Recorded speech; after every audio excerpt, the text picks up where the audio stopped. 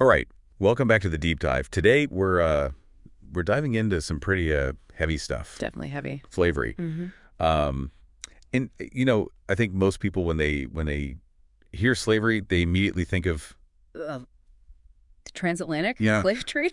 Africans being taken to North America, to the Americas. Right. But the sources we've got today actually reveal a much broader picture. Yeah. That includes Europeans being enslaved too. yeah, so the sources we've got here, take a look at the experiences of Europeans captured by Barbary pirates. Yeah.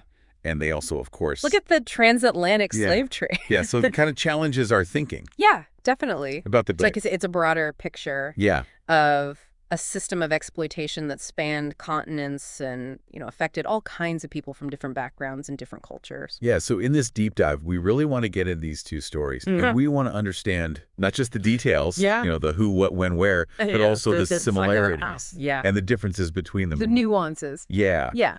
And ultimately, we hope this will give you a more complete understanding of this really, really tough but important part of history. Yeah. And a more nuanced one too, Right. like you said. So let's start with the Barbary Coast Yeah. and the enslavement of Europeans. Okay.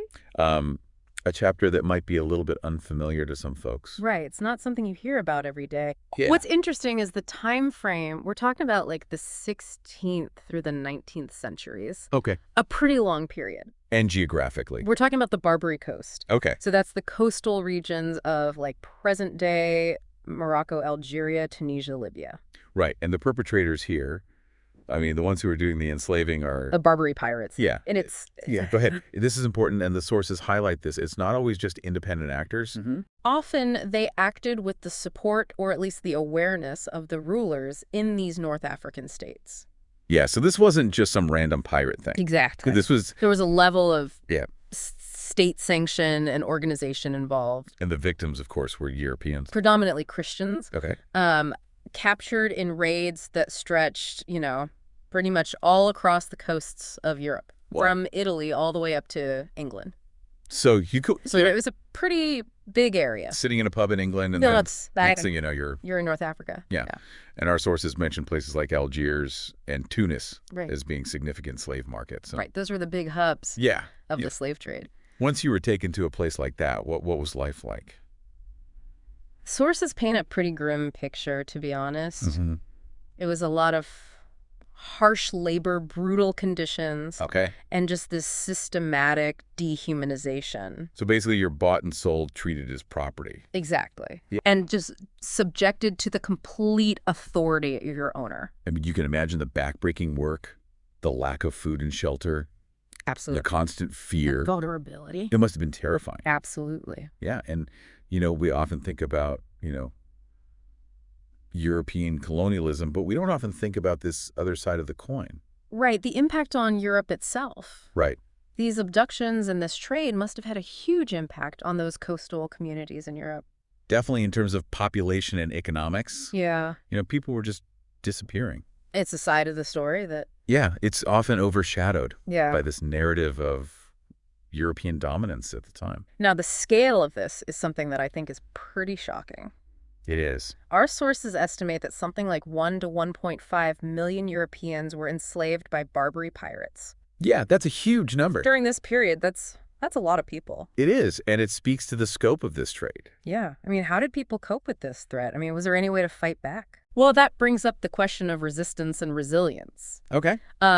And the sources show that families would go to extraordinary lengths to get their loved ones back. Really? They would try to raise ransom money. They would try to negotiate with the authorities in North Africa. Wow. They would even appeal to European powers to intervene.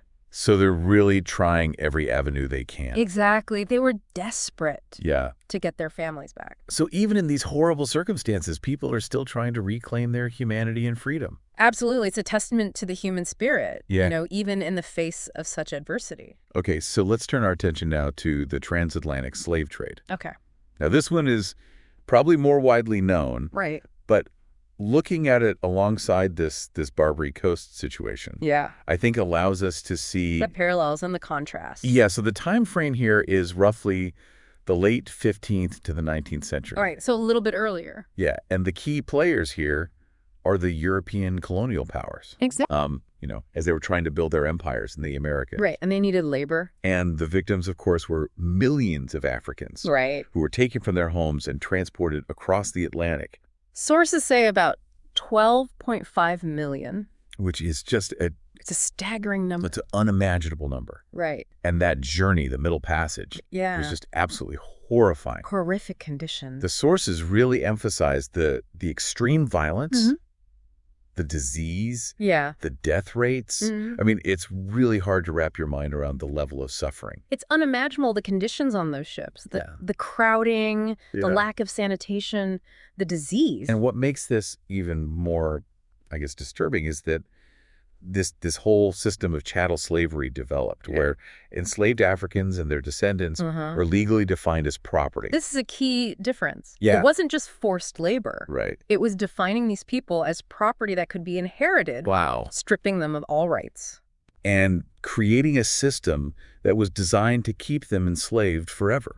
Exactly. It was meant to be perpetual. Yeah, and this concept of race became so central. Absolutely. To this. It was the justification for this whole system. It's just, I mean, it just makes you sick. It's a really dark chapter in human history. And of course, this system made European economies incredibly wealthy. Right. It fueled the growth of these empires. And the really sad thing is it's the foundation for the systemic racism that we still see today. Absolutely. The legacy of this system is still felt today.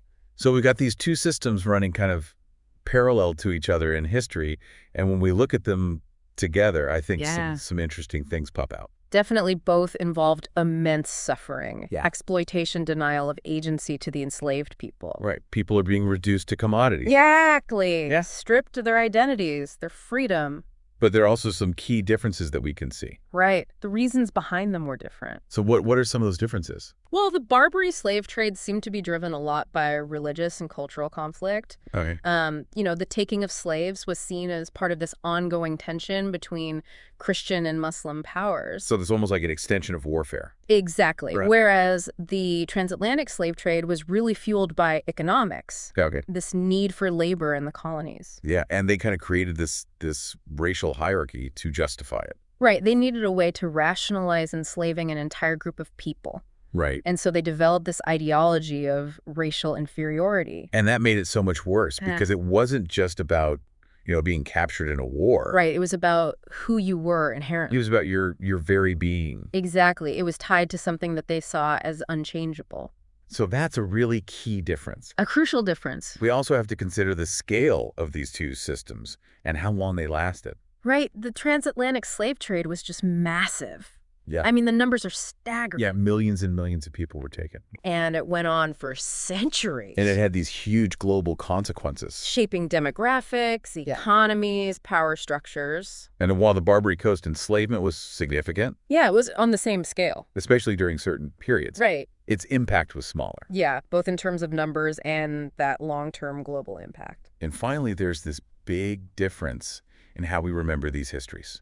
That's a really important point. Yeah. I mean, African slavery is central to how we understand racism today. Right. It's acknowledged as this foundational injustice that still shapes the world. But the enslavement of Europeans by Barbary pirates? It's not as well known. Yeah. It's often left out of the mainstream historical narratives. And that raises some interesting questions for me. Yeah. And why is one history more prominent than the other? Right. It makes you think about how we construct these narratives, whose experiences get amplified and whose get silenced. Could it be because of the legacy of racism? It's possible. I mean, the ideology that developed around the transatlantic slave trade is still with us. Yeah. And maybe the sheer scale of it, the fact that it went on for so long, makes it more dominant in our memory. But perhaps there are other historical biases at play. Definitely worth considering. Yeah, so I think the main takeaway from our sources today is that slavery has been a reality for many different groups. Throughout history. Yeah. It's not limited to one time or place. And while these experiences were different in their specifics, Yeah, the scope, the they consequences, both show us the dark side of humanity. the capacity for cruelty and exploitation that exists in all of us, They both remind us of the importance of justice and empathy and understanding our past. and how that past continues to shape the present. So to sum it all up, Yeah. the history of slavery is way more complex than we often think. It's not just about the transatlantic trade, Yeah, it's essential to recognize that other forms of slavery existed. like the Barbary Coast. Yeah, and acknowledging this broader history gives us a more complete and nuanced picture of this really dark chapter. And a more honest one. Yeah, That's- and this wider perspective, I think, is really valuable. It is. It can deepen our understanding of historical injustice and how it still impacts us today. Right, we can see the connections between these different experiences Yeah. and maybe challenge some of our assumptions about power and oppression and resilience. So as you continue to think about this, we'll leave you with this final thought. Okay. How might acknowledging this more multifaceted history of slavery, Yeah. including these instances that we don't often talk about, Right. how might that change your understanding of historical power dynamics? Yeah. And the different forms of exploitation? That have existed throughout history. Yeah. What new questions does this raise for you? About the past and its impact on the present. Definitely something to ponder. Food for thought. Thanks for joining us for this deep dive. We'll see you next time. See you then.